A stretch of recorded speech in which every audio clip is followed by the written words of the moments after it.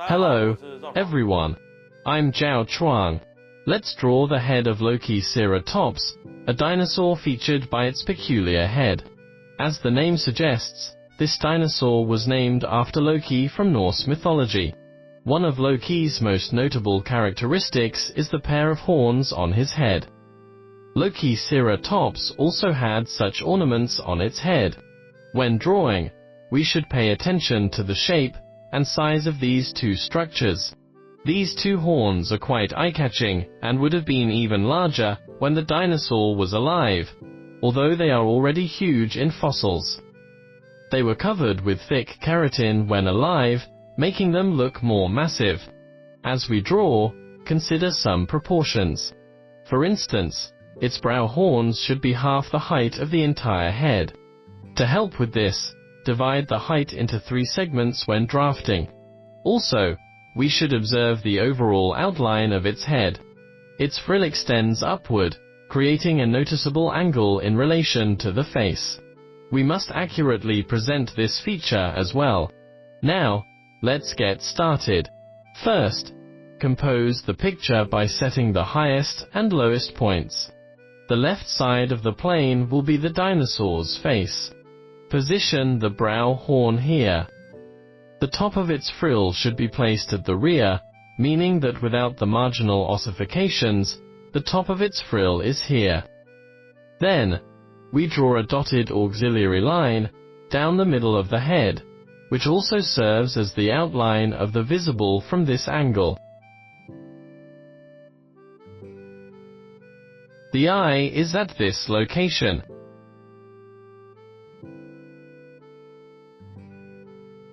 Next, depict the details from its mouth. This dinosaur features a curved beak like a parrot.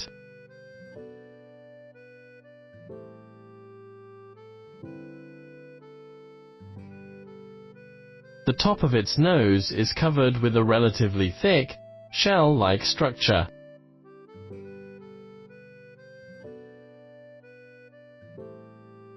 Draw the eye at this location we just pinpointed. Use relatively light lines to outline the wrinkles around the eye, positioned roughly here. Add the pupil, and remember to include a highlight. Surrounding the eye is the keratinous eye socket, which would form a circle to protect the eye. This can be seen from the skull fossils. Many ceratopsians possess this feature.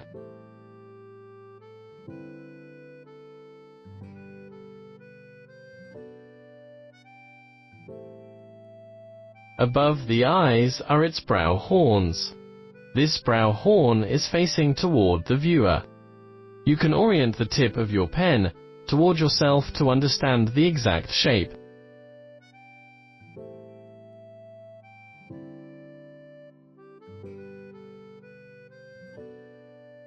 For the other brow horn, we can present the entire look of a horn viewed from the side. We can see its full length.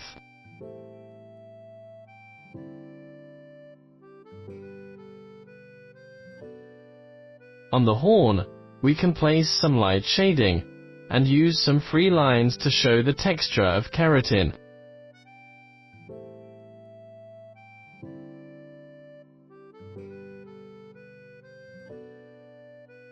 This position corresponds to the jugal bone.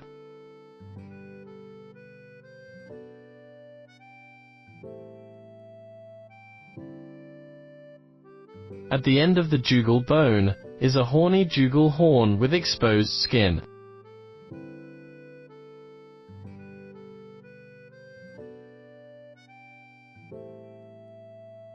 Then, we come to its mouth, which opens roughly in this direction.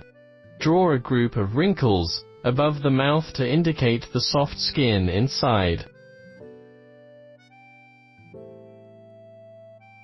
Then, draw its lower beak,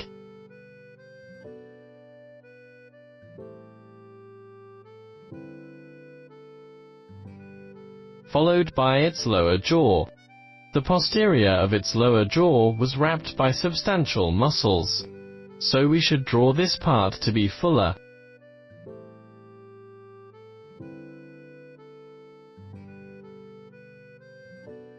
corner of its mouth is at this position. Then, draw the teeth inside the mouth.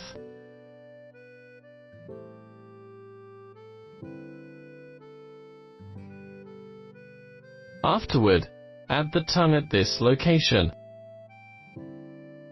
We can place some shadows in the middle of the mouth,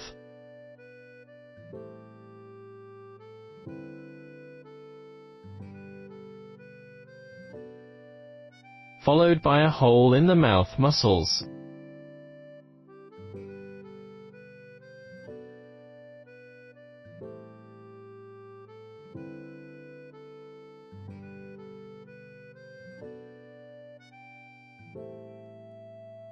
The rear of its jugal bone connects to this part. Next, we proceed to draw its frill. When depicting this part, pay attention to the sequence. We try to draw it half by half. Start from the middle of the head, and draw the right half in the picture plane. The first ossification is a spike, and the second is a huge hook.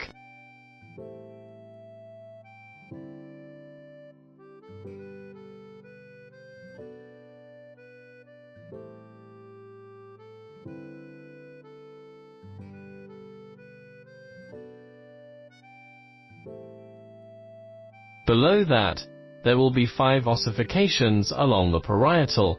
The first is pointed, the second is somewhat round, and then they get smaller. After finishing these 5, we reach the squamosal, which has 3 ossifications. Then, let's draw the boundary where the keratin meets the skin.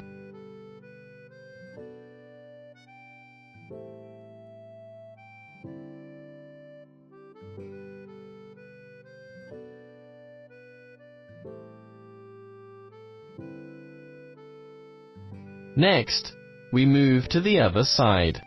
From this angle, we can only see 2 horns, the uppermost one and the hook-like horn next to it. This hook horn will appear quite flat from this perspective. Then, let's add more details to the drawing. The nostril is here and faces downward. Add an ear behind the jugal. Draw the throat at the underside of the neck. Add wrinkles and muscles to this area. Behind the frill, we can sketch a small portion of the torso. There are 2 large openings on the frill. We can outline one here. Then, sketch some wrinkles in the soft parts around the nostril. A keratin structure runs from its beak all the way to the top of the nose. Use light lines to indicate scratches on the keratin, giving this part a tougher appearance.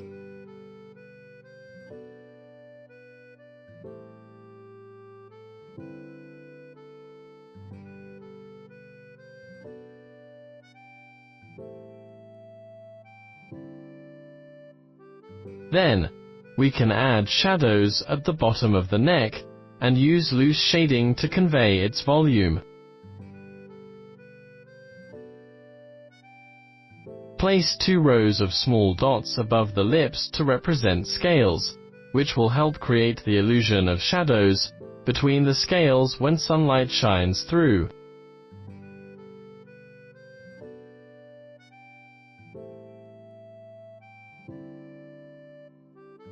Place very light strokes in these areas to depict the skin's texture.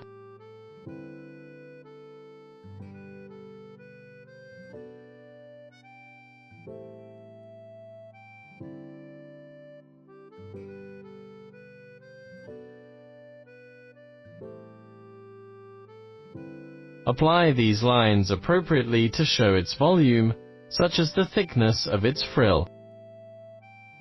Add shading to these marginal ossifications, and use lines like these to suggest structures.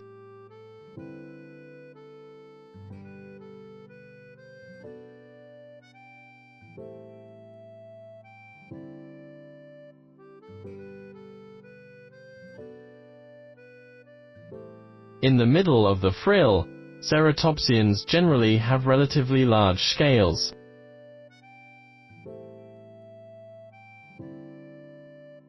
On these large spikes, these marginal ossifications, we can also draw some keratin textures.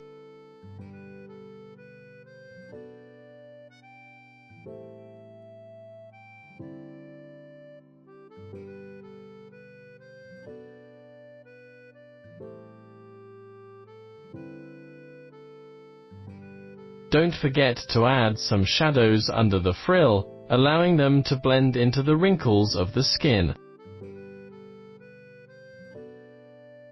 In this way, we've finished drawing the head of Lokiceratops.